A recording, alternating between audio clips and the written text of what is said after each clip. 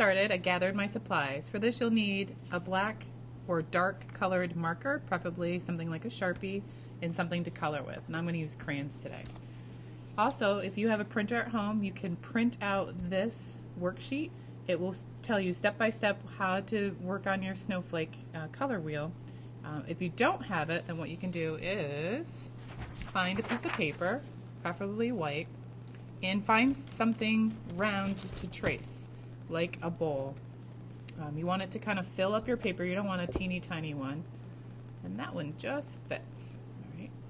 And then you can take your dark marker, hold it steady, and you're just going to press all the way around the edge to get that circle shape. After you trace your circle, then you're going to start at step number 1, which is to cut out the circle. You're going to fold your circle in half. I'm going to go edge to edge, try to line up the edges as best as I can, give it a nice crease. I'm going to unfold it, and now I have this crease right here. It's kind of an invisible line. And what you're going to do is take your dark marker, and I'm using a Sharpie, and you're going to trace that fold there. Nice and slow, as straight as I can get it. All right, pretty good. I'm going to rotate my paper this way, my circle, so that now the line is going horizontally. The next step is to draw an X on the first line here. So I'm going to draw it first with my finger so you can visualize how it's going to happen. And I want it to go towards the center. So one line here, one line here. And for this, I might actually put a little dot so I know where to aim. If you want to use a ruler or a straight edge, it could be another piece of paper to draw those lines, you can. But I'm just going to try to freehand drawing an X on each side. And what this is doing is dividing up our paper into equal parts. After you have your X down the middle over that horizontal line, you should have, let's count, 1, 2, 3, 4, 5, 6 sections. And they're all kind of in a triangular shape here. So this is the beginning of our snowflake. Now we're going to use these lines, these snowflake kind of arms here, to add different lines and shapes and to create our own unique snowflake. And this is where you get to have a lot of fun and design your own snowflake.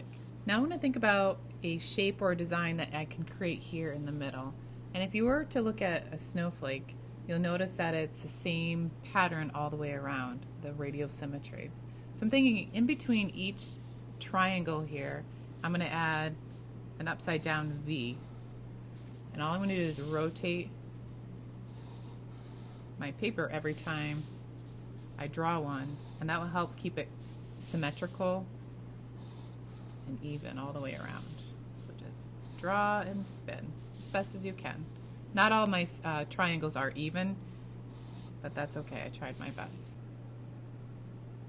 Now on each leg of my snowflake, those original lines we drew, the X and the horizontal line, I'm going to add a couple of letters, V, the letter V, to add some details to my snowflakes. So I have 1, 2, 3, 4. Same thing as before. I'm going to rotate my paper, and on the next leg I'm going to repeat the same design, and this is going to create something called radial symmetry. Okay, so we're going to have symmetry all the way around this circle shape, which will turn into a snowflake.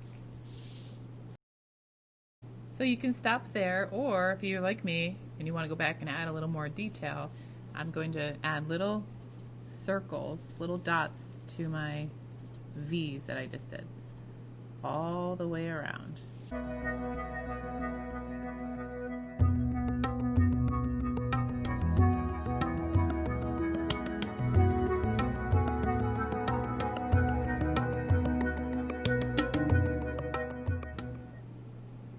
Now it's time to turn our snowflake into a color wheel, and here comes the fun part. A lot of you know the color wheel, you know the order of the rainbow, and we're going to make it here all the way around. Now what if you don't have any colors at home? Well, no worries. Instead of adding color, you can go around and label each triangle the right color. Be creative with this part. How can you use letters to represent color? So I'm going to use crayons for this, and I'm going to get out the ones that I need. So I pulled out my colors, and I have them in order: red, orange, yellow, green, blue, and purple. I'm going to start with red, and I'm only going to color in the first triangle here. So I finished the red, and what I'm going to do is I'm going to take my crayon I don't need and I'm going to put it away so I don't get it mixed up. And here's one tip that I learned from a student. So that they kept it in the right order, put a dot in each triangle, so when they got to that part to color, they had the correct color for the color wheel. I thought that was pretty brilliant. So there we go. Next will be orange, yellow, green, blue, and purple.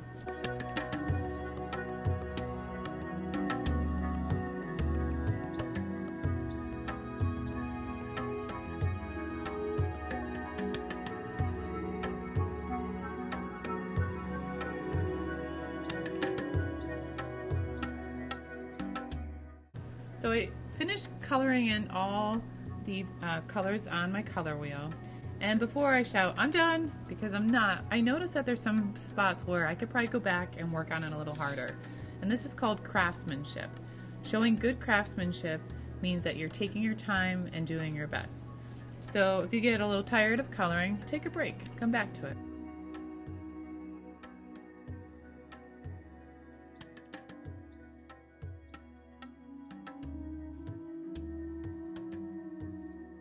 I'm happy with my Snowflake color wheel. I think it looks really great, nice and bright. So I'm going to flip it over, and on the back I'm going to write my name, and instead of using the Sharpie, I'm going to use a crayon. Mrs. Cramer. Remember, no name, no fame. For the Snowflake color wheel project, there are a few things that I'm looking for, and this is how you'll get all of your points. Can you use lines and shapes to design a snowflake? The second part is to show that you know what radial symmetry is. Symmetry is when it's the same on both sides, but when we have radial symmetry, that means the pattern, the design repeats all the way around the center. So this would be my center, and if I look in each triangle, each space here, I see I have this double V here and my V's with the little dots, and it happens in each section all the way around. That's radial symmetry. The third part, can you put all the colors in order? Some people call it ROY G BIV: red, orange, yellow, green, blue, indigo, and violet. And the fourth thing is showing craftsmanship. And craftsmanship, remember, is taking your time and doing your best. If you're at home, take a picture of your completed artwork and upload it to the assignments. That way I can see it, I can leave you comments and compliments, and also give you a grade.